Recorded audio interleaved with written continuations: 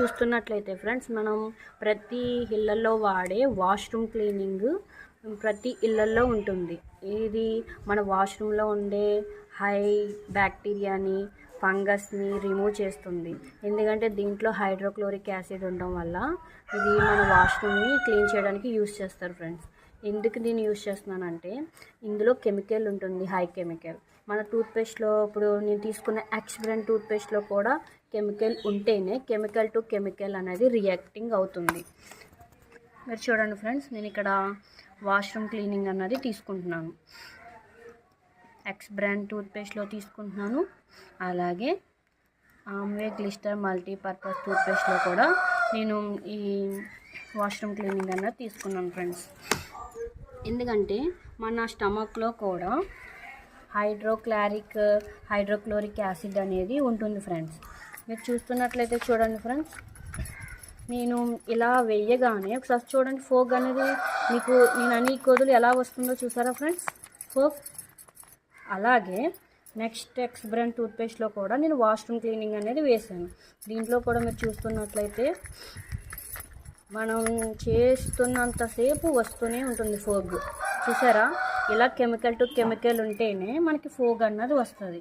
ఇది Amway గ్లిస్టర్ multipurpose toothpaste. దీంట్లో కూడా వాష్రూమ్ క్లీనింగ్ అన్నది నేను వేసాను. చూడండి, నేను ఎంతసేపు తిప్పినా అది అనేది ఫోగ్ అన్నది రాదు. మనం ఒక హాఫ్ అన్ అవర్ తిప్పినా, 15 మినిట్స్ తిప్పినా దీంట్లో ఫోగ్ అన్నది రాదు. ఎందుకంటే దీంట్లో కెమికల్ లేదు కాబట్టి మనకి ఇక్కడ ఫోగ్ అనేది రావడం లేదు. వీటిలో చూసుకుంటే చూసారా ఫ్రెండ్స్, ఫోగ్ ఎలా ఉంది. మన స్టమక్లో కూడా హైడ్రోక్లోరిక్ యాసిడ్ ఉంటుంది. మన టూత్పేస్ట్ చేసినప్పుడు మనమైనా మన పిల్లలైనా ఎంతో కొంత పేస్ట్ అన్నది మన స్టమక్లోకి వెళ్ళిపోతుంది.